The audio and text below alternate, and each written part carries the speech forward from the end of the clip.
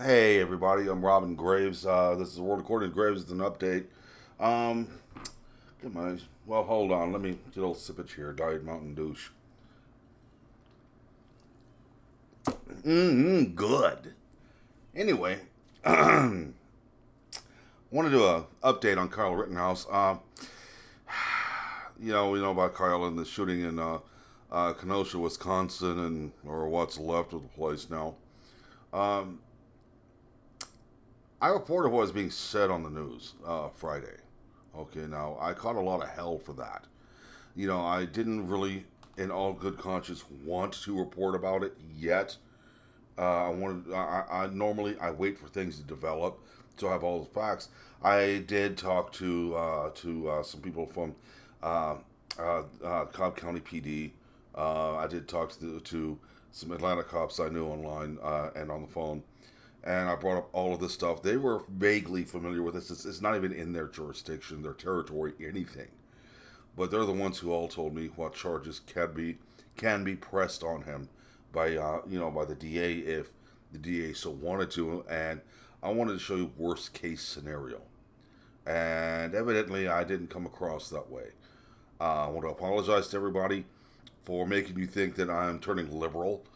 That will never happen. I like thinking for myself. I like knowing something and not jumping to a snap judgment just because somebody's playing with my emotions. I play with my own emotions enough, than to let somebody else do it. But let me get started here, folks. Sorry, Mike, no movies today. Sorry about that, man. Uh, Democrats on social media, are painting him as a racist supremacist and a mass shooter and blaming Trump, that Trump made him do this.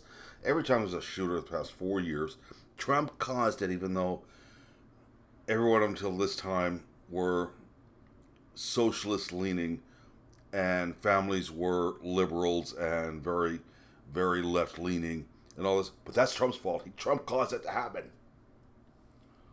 Yeah, Trump's their boogeyman. The only thing they gotta get, the only thing they have against him is they just don't like him because he's not one of the good old boys.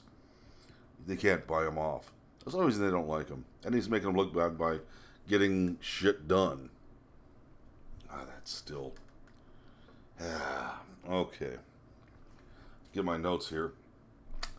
Uh, I'll tell you what, man. The left's narrative is failing big time. I mean, everything the media, has told you about this case. Uh, it's potentially all wrong, every bit of it. And this is why Lynn Wood, the guy who represented Nick Sandman against the Washington Compost and Communist News Network, jumped on his case. This is going to be an open and shut. I guarantee it. It will be with this guy. And I imagine there are going to be a lot of lawsuits to follow. Um, it's going to suck to be the media. Oh my God. Wow. So let's get down into this, okay? Um, Ayanna Presley, she's part of the squad. Senorita Donkey Chompers, Talib, and all of those. And yeah, you know who I'm talking about. She did a post, did a tweet on Twitter. This is what she said. A 17-year-old white supremacist domestic terrorist drove across state lines armed with an AR-15. He shot and killed two people who had assembled to affirm the value, dignity, and worth of black lives. This was tweeted at 5:33 p.m. on August 26th. Um, the bodies weren't even cold yet before these assholes decided to start jumping on shit and throwing their bullshit around. So let's talk about this. One, she said he's a domestic terrorist and white supremacist. That's unfounded. That is unfounded and possibly even untrue as all get out. He's only 17 years old, never been in trouble before in his life. You want to talk about being a white supremacist? Seems anybody who stands up against BLM or Antifa or anybody on the left and decides they're going to tell the truth, you're a white supremacist. You're a racist. Jesus Christ. Get over it, people. Get off your fucking crosses. Now, being a domestic terrorist. This is funny. Excuse me if I laugh so hard I'll fall out of my chair again. A domestic terrorist. What do you call BLM? What do you call Antifa? You know, they're the ones who are attacking people and destroying property, burning places down for political gain. That is the definition of a terrorist. This kid didn't set the city on fire. He didn't burn black churches. He didn't burn black-owned businesses. He didn't assault people, just because he could. He wasn't beating up old people. He wasn't shaming people. He was there defending a property. That is confirmed. That has been confirmed. He wasn't out there causing problems. He was trying to keep a property from being burned to the ground. If you guys haven't noticed, there ain't much left in Kenosha anymore because these assholes wanting to burn everything. If it's made of wood, we can strike a match, it's burning. Okay, let me get back to my notes here. They say it drove across state lines in the AR-15. Totally 100% untrue. Totally 100% untrue. That AR-15 belonged to somebody there in Kenosha. It belonged to a friend of his in Kenosha. It has been proven it belongs to a friend of his in Kenosha. Now you're saying that it's illegal for him to carry an AR-15. I myself kind of questioned why he was carrying an AR-15.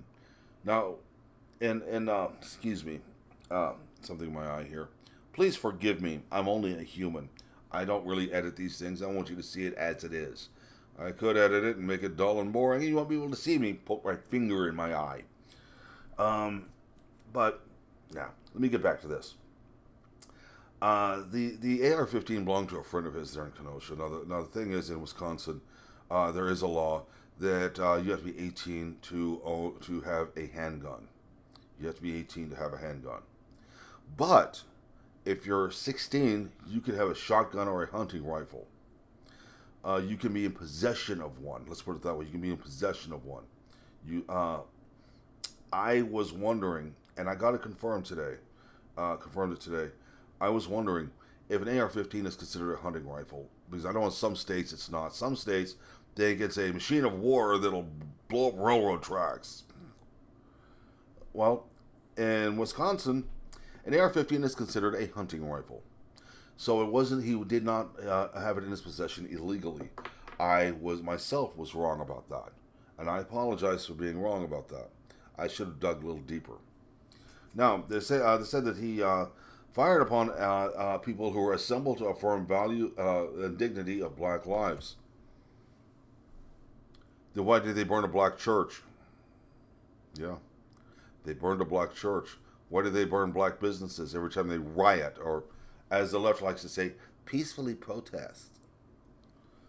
Why do black businesses, black churches get burned by these people? Evidently, they don't care about that many black lives. They just worry about their own. To hell with everybody else's. So that right there, that statement she made was totally untrue. And it said illegally in possession of an AR-15. I think I've already gone over this. No, it was not. He was not illegally in possession of an AR-15. Each state has their own laws about that. Let me explain the law to you, how the law works. Okay, some of you people think that you know everything. No, you know jack shit. Let me explain how the law works. Local supersedes state, and state supersedes federal. Just because something's a federal law doesn't mean that a locality has to obey that law. That's how marijuana became legal in a lot of states. Federally, it's illegal as all hell. On a state level, it's fully legal. And that supersedes federal. That's how the law works. So it's legal for him to be in possession of an AR-15 at the age of 17 in the state of Wisconsin, whether it's legal in your state or not.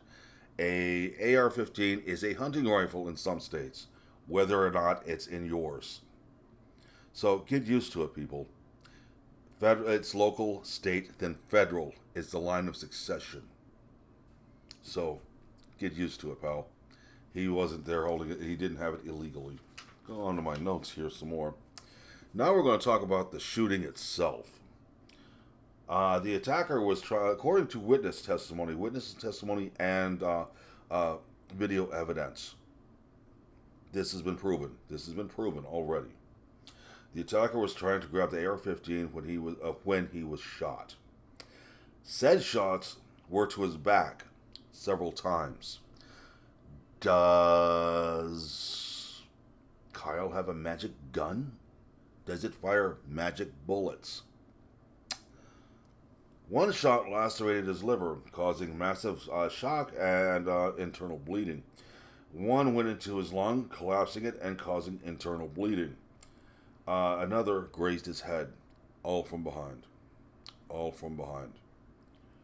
According to coroner's report, this is where I'm warning about the magic gun and the magic ammunition. According to coroner's report, the rounds were not consistent with the rounds of an AR-15, which are .223 or 5.62. Excuse me. I only know about 223. That's all I worry about. It's Remington 223 civilians. They were not consistent with an AR-15 rounds, like I said, 223 Remington, but appeared to be from a handgun. So, is he firing a magic gun and magic rounds that transform? This is fact. This is legal right here. This is everything found during the investigation so far. Now, here's another thing that's really interesting. Photo and witness evidence about this also shows the rioter who was shot in the arm was holding a handgun in his left hand that appeared to be a revolver. There's photo evidence of this. It's online. Look it up. I found it on accident. I wasn't even looking for the pictures. So, let me see if I got anything else. There's also some more stuff here that is really interesting. The person that was supposedly shot in the head at in the boarded up storefront never happened. Never happened. No, it doesn't matter what CBS and ABC said. That incident never happened. What did happen, and there is photographic evidence of this, believe me, there's pictures of everything that's been going on. All you have to do is find them. And the Democrats do not want you to see these pictures because it makes their narrative look faulty.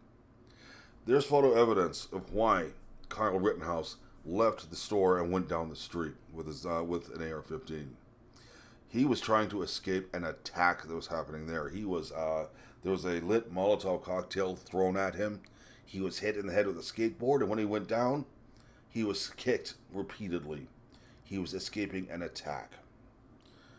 He went down the street to get away from it, and the person who was shot went and tried to take his AR-15 away. He was grabbing at the barrel, trying to get it from him. Now, if this is a peaceful protester, what was he going to do with an AR-15? What was he going to do with it? Don't give me this bullshit. Well, he was going to keep it safe and keep Rittenhouse from shooting people. Bullshit. Plain and simple.